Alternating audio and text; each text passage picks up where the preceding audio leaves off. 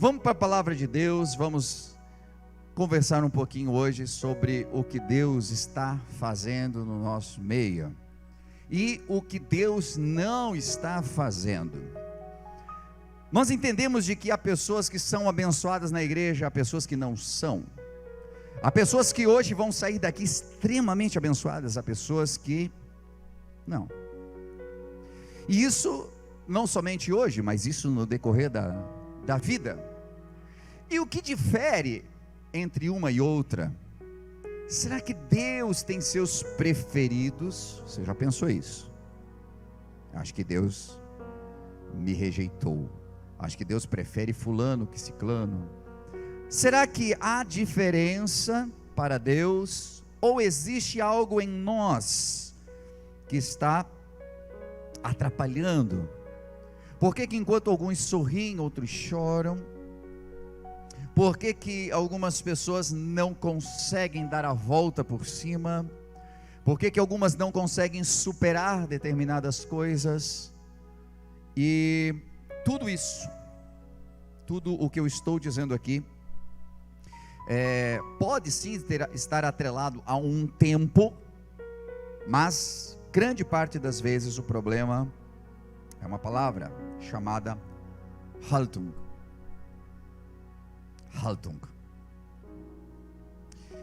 E Haltung é o que faz com que algumas pessoas hoje aqui possam sair como um leão desse lugar, que faz com que algumas pessoas saiam daqui com novas histórias para contar, com coisas boas, empolgantes, que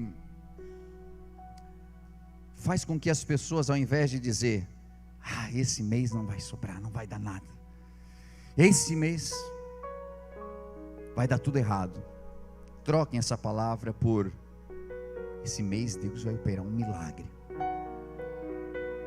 Haltung. E eu estou deixando você bem curioso, eu sei.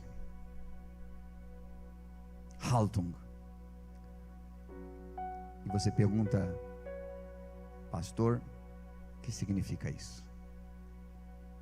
É difícil porque essa palavra é uma palavra alemã, mas ela tem uma variante em português, chamada atitude. Só que enquanto eu falo em alemão, uma grande parte, talvez aqui, alguém que fala alemão, conheça essa palavra, porque às vezes é uma variante. Mas quem não conhece fica...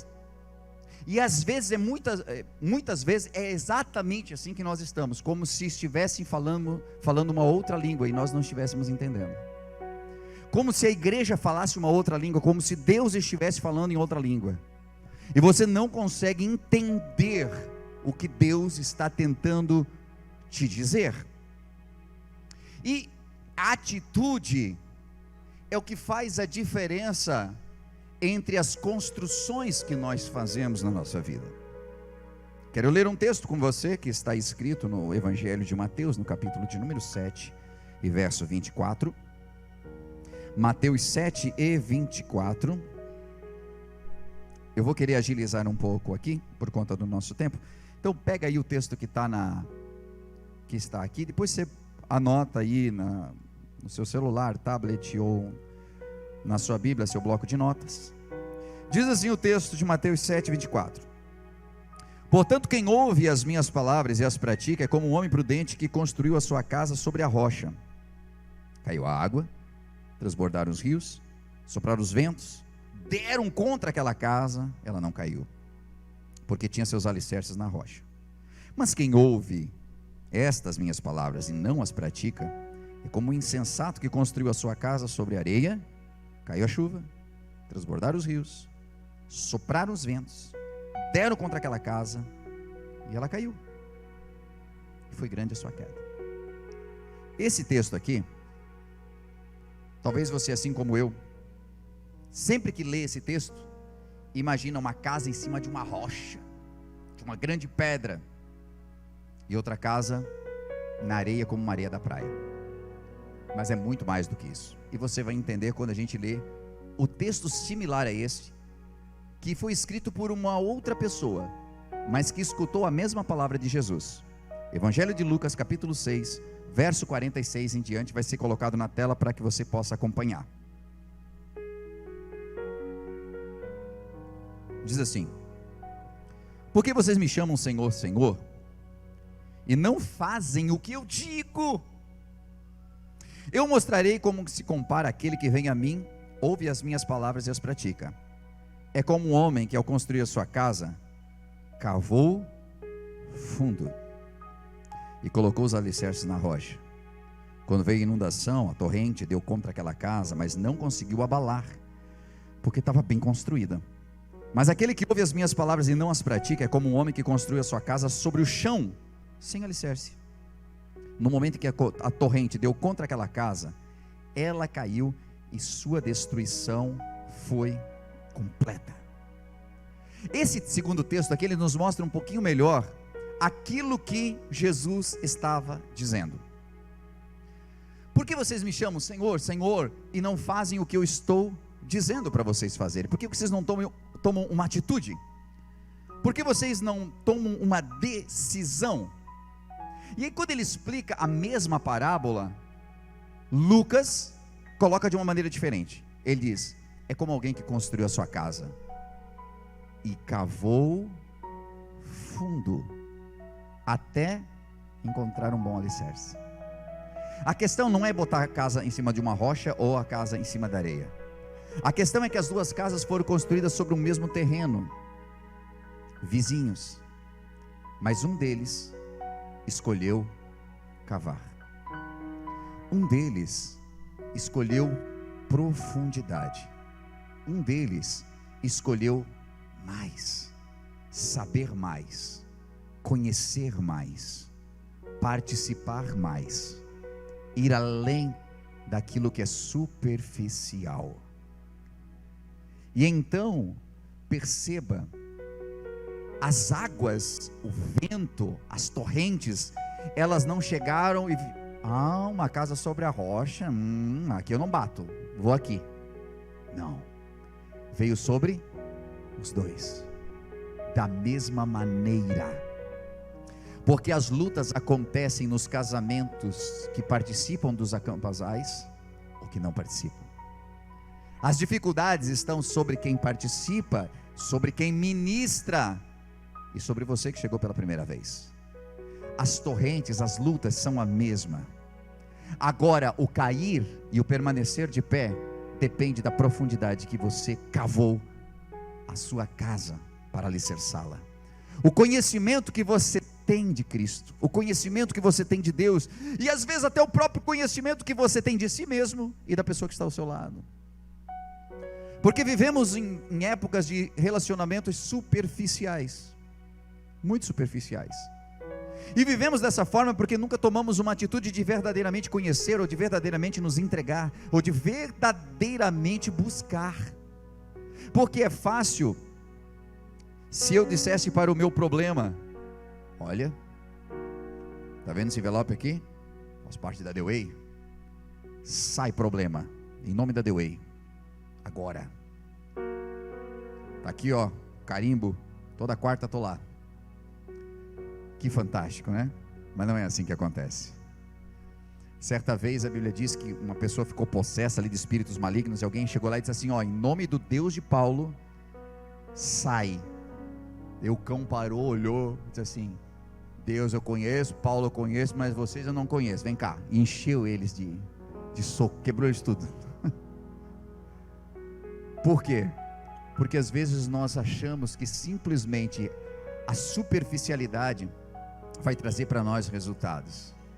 E então tomamos atitude para tantas coisas na vida, mas não tomamos a atitude correta de cavar e firmar a nossa casa na rocha. Como eu já disse aqui, estar firme em Cristo, convidar Jesus para a festa do seu casamento. Me lembro das bodas de Caná. Eu uso muito esse texto quando faço casamentos. Nas bodas de Caná eles tiveram uma brilhante ideia, chamaram Jesus para a festa. Sabe o que aconteceu no meio da festa? Acabou o vinho. E acabar o vinho era uma coisa extremamente ruim, era como se fosse um mau presságio para eles na época. Era como se a alegria tivesse acabado. Mas Jesus não estava na festa? Estava. Isso isentou eles daquele momento? Não. Lutas virão sobre todos, mas se Jesus estiver na sua festa, Ele vai fazer o milagre acontecer. Se Jesus estiver na sua festa, Ele vai transformar água em vinho. Se você cavar fundo, não vai evitar de você ter tempestades na sua vida, mas vai evitar a sua queda, mas vai evitar que você tenha que reconstruir novamente sua casa.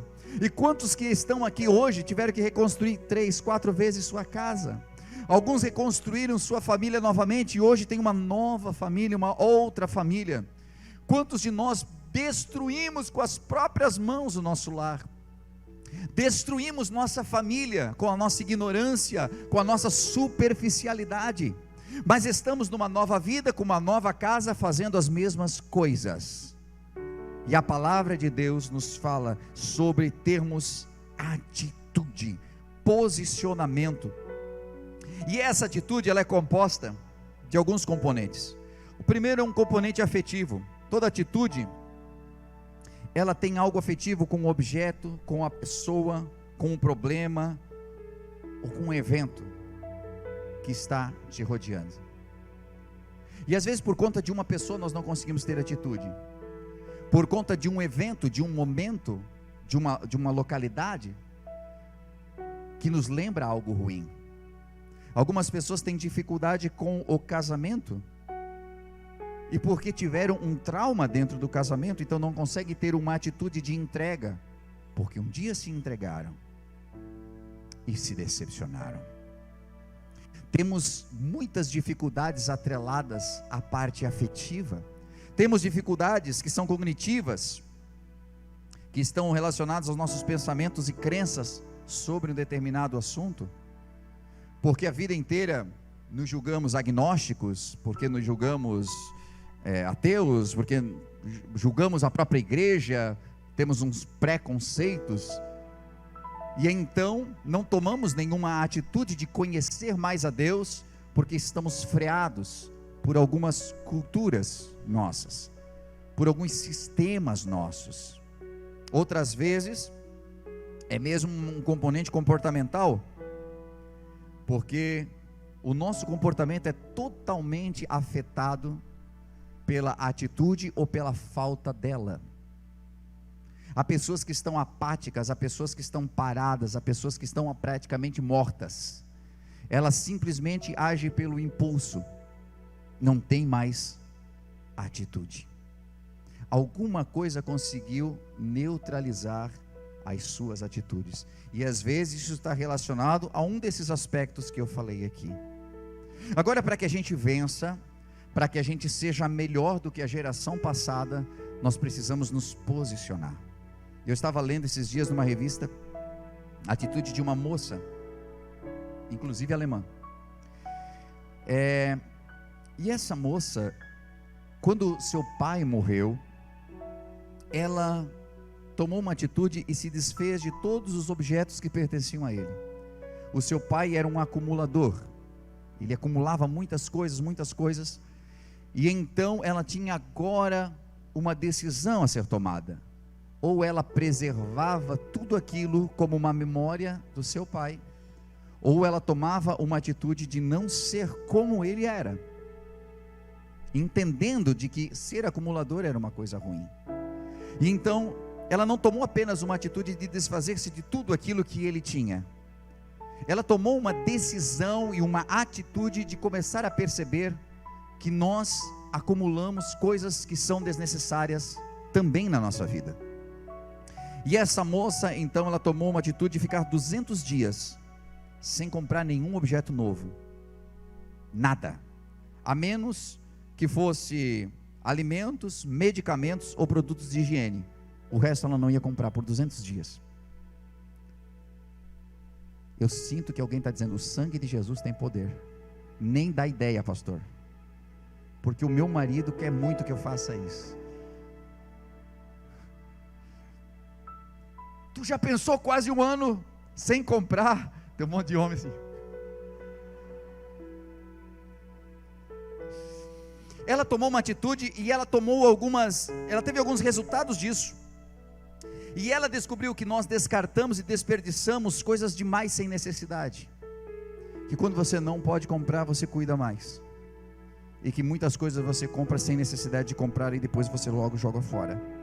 Muitas compras de objetos são feitas pelo impulso apenas de comprar, mas sem necessidade. Isso gerou para ela saldos positivos na sua conta bancária e uma economia. E ela entendeu a diferença entre precisar ter algo e gostar de ter algo.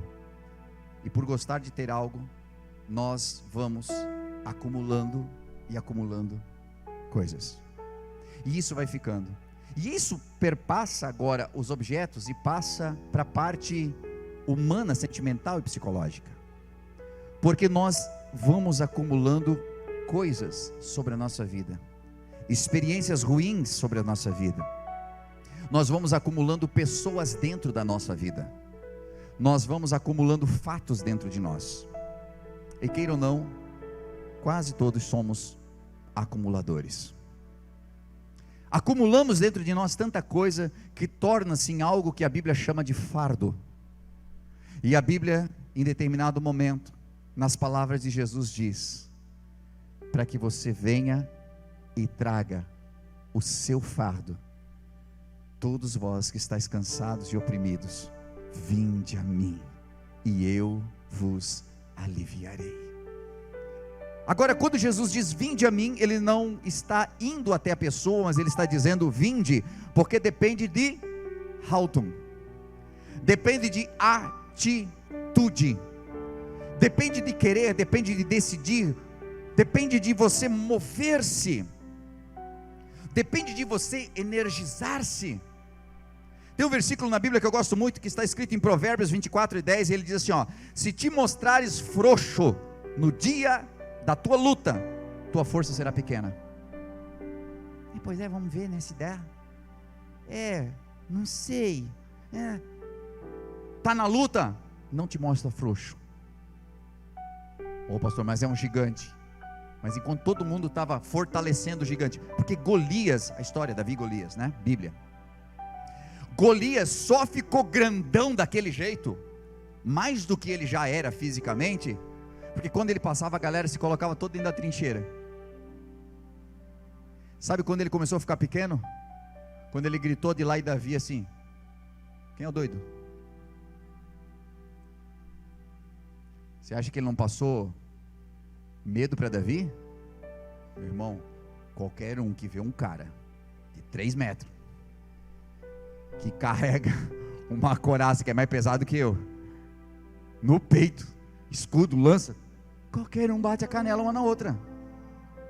Agora Davi não se mostrou frouxo no dia da peleja. Ele veio o cara assim: quem é tu que tu vem aí com pau e pedra? Tu acha que eu sou um cachorro? Disse assim: o que eu acho não importa, o que eu sei é que tu desafiou o Deus dos exércitos, eu vou te botar por terra hoje. Um menino desse tamanho contra um grande homem, não se mostrou frouxo no dia da sua luta. Sabe o que eu estou dizendo para você hoje? Cara, o que está faltando para você é atitude de campeão. Não espere ser campeão para depois ter atitude. Tenha atitude, tenha um posicionamento, comece a profetizar sobre a sua vida, comece a dizer antes de acontecer, porque chegar do outro lado do Mar Vermelho, pegar um pandeiro e tocar e passão, beleza, gratidão, tá ótimo. Agora eu quero ver cantar antes do mar abrir, porque antes do mar abrir estava todo mundo dizendo: nós vamos morrer, nós vamos morrer, nós vamos morrer. Davi começou a cantar a vitória mesmo antes da vitória acontecer. Mas sabe quando é que nós conseguimos fazer isso? Quando nós temos profundidade. Se você cavar, se você buscar, se você começar a participar de verdade, se você for cristão de verdade, sabe, aceitar Jesus, não aceitar religião, mas aceitar Jesus dentro do seu coração, isso vai encher você de poder, porque maior é aquele que está em você do que aquele que está no mundo. Satanás vai se levantar, mas você vai se posicionar, e você vai começar a declarar: vai acontecer um milagre, eu não sei como, mas vai acontecer um milagre, esse gigante vai cair por terra. Isso é atitude de campeão. E eu olho para a Bíblia Sagrada, e eu vejo alguns exemplos de alguns homens que tiveram atitude, porque todo sonho sem atitude é uma ilusão de preguiçoso. Eu tenho um sonho que um dia vai aparecer 1 milhão na minha conta. Eu tenho Cara, que sonho mais preguiçoso. É uma ilusão, na verdade, né? Sonho de verdade é você posicionar-se, ter um propósito e ter determinação para ir em busca. Noé, que fez a arca, tomou a atitude de viver uma vida limpa e correta no meio de uma sociedade corrupta. Todo mundo corrupto. Nós não, aqui em casa não. A sua atitude de ser diferente fez com que Deus, quando olhasse para a terra, disse: eu vou matar todo mundo. Não, tem um cara aqui que vale a pena. Noé, está a fim de construir uma arca? Pensa você com 120 anos. Construir uma arca, Senhor. Estou com um negócio aqui na espinha que me dói todo dia. Acho que eu vou deixar para outro. Cara, o que é para fazer, Senhor? É uma arca. É assim, assim, assim. Noé pensou com os botões dele. Nunca choveu. Agora o cara está me falando um negócio desse. Senhor, manda aí o projeto que estamos aí. Botou os filhos dele para trabalhar, a esposa, a nora, todo mundo. Fizeram uma arca. Atitude. Tu pensa, Noé fazendo uma arca e a galera dizendo assim: sei para que, Noé? Tu está bem doido, né? Não, porque vai chover aqui. Chover? O que é chover? A Bíblia diz que não havia chovido ainda sobre a terra. Era só um orvalho que caía. Cara, quando você tem convicção e tem profundidade com Deus, Deus fala e não precisa ter lógica. Você vai e o milagre vai acontecer. Nós vemos exemplo como Abraão tomou uma atitude de obedecer a Deus incondicionalmente, acreditar que podia ter um filho aos 99 anos. Jó tomou a atitude de não blasfemar contra Deus e de orar por seus amigos que tinham falado mal dele, e Deus lhe deu tudo em dobro depois, restituiu a vida dele, porque mesmo no meio da dificuldade ele disse: eu não vou deixar de ser reto, eu não vou blasfemar contra o meu Deus. Davi tomou uma atitude de lutar contra o gigante Golias e se tornou o maior rei da nação de Israel. Isaías tomou a atitude de aceitar o chamado de Deus e foi o maior profeta do Antigo Testamento. Daniel tomou uma atitude de não se contaminar com o manjar do rei e se tornou o primeiro ministro de 3 províncias de um império persa. O império nem era da raça dele, da etnia dele, e ainda assim ele foi grande. O apóstolo Paulo tomou a atitude de não viver para si mesmo, mas viver para Cristo, e se tornou o maior apóstolo do Novo Testamento. E Jesus, sendo Deus, tomou uma atitude de desfazer-se de si mesmo e tornar-se homem, e sendo homem, rebaixou-se ao ponto de ser servo, e morreu morte de cruz, sem nunca corromper de verdade quem ele era, tendo uma atitude de ajudar mesmo aqueles que o desprezavam. E essa atitude fez com que Deus o exaltasse sobre todo nome. E é por isso que lá em Filipenses está escrito, que é por isso que no nome de Jesus todo joelho precisa se dobrar, no céu, na terra e debaixo da terra.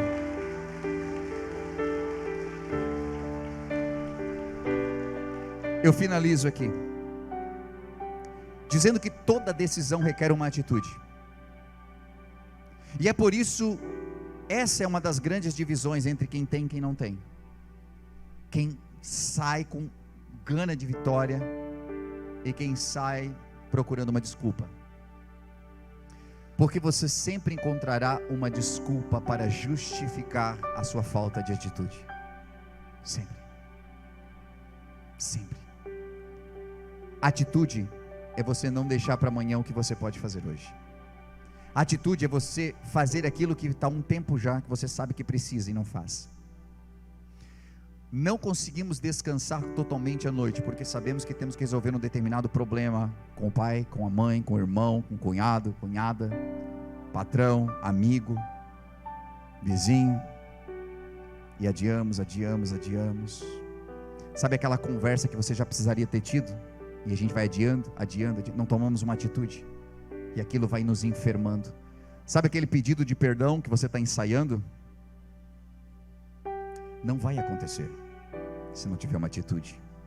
Sabe aquele problema que precisa resolver? Você diz assim: eu sei que eu preciso, mas isso está comendo pelo menos 25% da tua energia. porque sempre tem uma parte que está bloqueando aquilo.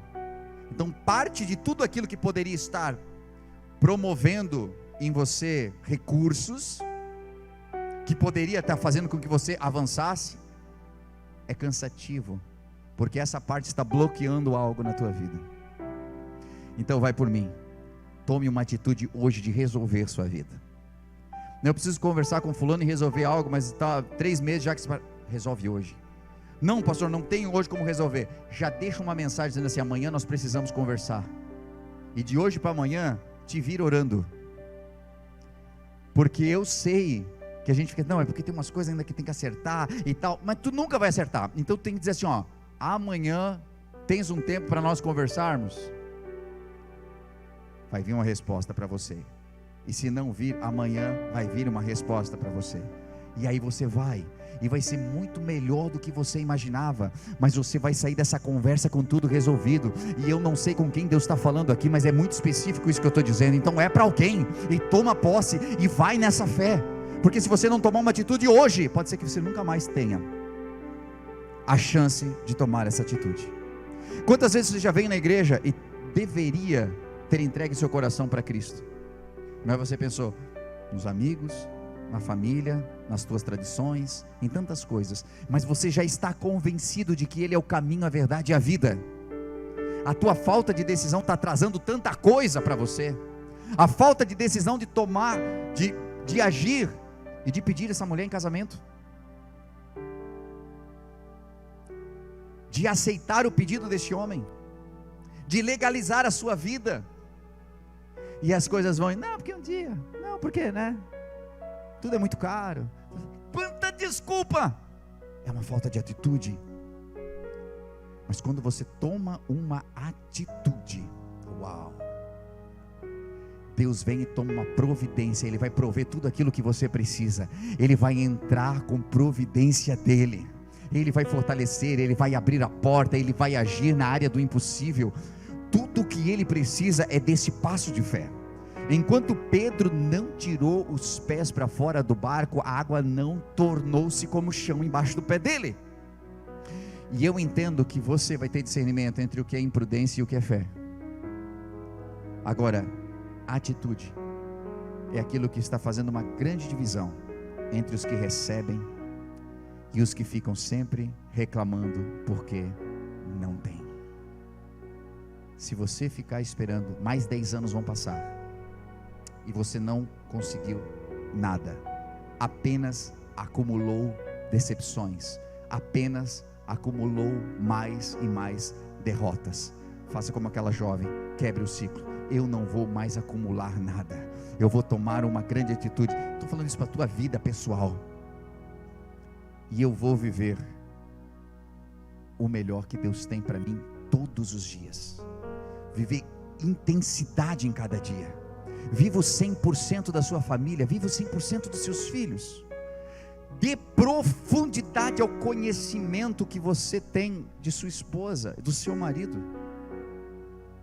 Se você não sabe o que ela gosta de comer, se você não sabe o que ele gosta de vestir, se você não sabe coisas a respeito de quem essa pessoa que dorme ao seu lado prefere, é porque você não tem profundidade. E isso, no momento em que as torrentes de águas baterem, dificilmente essa casa permanece de pé. Então busque no Senhor hoje profundidade, nos teus relacionamentos, sejam eles conjugais, os matrimoniais, familiares, mas busque principalmente profundidade com o Senhor. Se você ler a palavra, você vai ter profundidade. Se você vir ao Start, você vai ter profundidade. Se você participar aqui do Four Hands, com o teu casamento, você vai ter profundidade. Se você se envolver com o ministério, você vai ter profundidade. Isso tudo que a igreja está muitas vezes promovendo aqui, é para gerar profundidade. E hoje, eu quero propor para você essa profundidade. Coloque-se de pé comigo, por gentileza. Você deve ter ouvido uma mensagem top nesse momento. Acabou de vê-la, falou muito com a tua vida, e quem sabe passou no teu coração, uau, eu quero muito conhecer esse lugar, eu quero muito contribuir com essa obra. E nesse momento você pode fazer isso. Estou passando aqui para dizer de que há várias formas de nós contribuirmos na obra do Senhor. Às vezes com nossos talentos, os nossos dons, mas também com a nossa contribuição. Sabe que cada vez que você contribui, seja com teus dízimos ou tuas ofertas, você promove para que o reino de Deus se expanda. Para que trabalhos como esse possam chegar a milhares de pessoas, hoje via internet, ou mesmo dentro do ambiente onde nós estamos, aqui na cidade, onde nós temos a The Way Church. Hoje, pelas formas que você vê aí na sua tela, você pode contribuir. Seja o seu Pix, transferências, depósitos. O mais importante é que esteja ligado ao seu coração. Nós vemos na Bíblia Sagrada que haviam pessoas que contribuíam com seus dízimos, outras com suas ofertas. Os dízimos muitas vezes ligados a algo que, para mim, fica mais fácil de planejar. 10% daquilo que eu ganho, eu invisto no reino de Deus. Mas outras pessoas do Novo Testamento já não se atinham mais a dízimos. Algumas delas vendiam tudo que tinham e entregavam. Outras dividiam o que tinham. E dessa forma elas sabiam de que parte dos seus ganhos poderia alcançar a muitos. Então, da maneira como você sentir em seu coração, seja por oferta, seja por dízimos, mas que você possa fazer com todo o seu coração essa contribuição. E saiba, dentro do seu coração, de que cada vez que você estende a mão para que a obra de Deus continue evoluindo, crescendo e se ampliando, as mãos de Deus se estendem sobre você também. Não como um ato de cobrança ou negociação, mas porque Deus é fiel e nunca fica devendo nada para ninguém.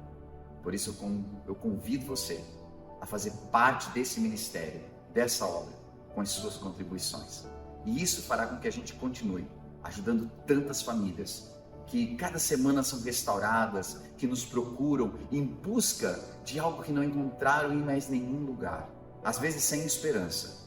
E essa esperança não é levada apenas por nós, mas é levada por você, através do seu amor. Então, convido você a fazer segundo aquilo que o Senhor colocar no seu coração de fazer, e com certeza abençoará a muitos. Que Deus abençoe sua vida, continue nos acompanhando pelos canais, que eu tenho certeza que é só o começo do que Deus ainda fará em sua vida e em sua família.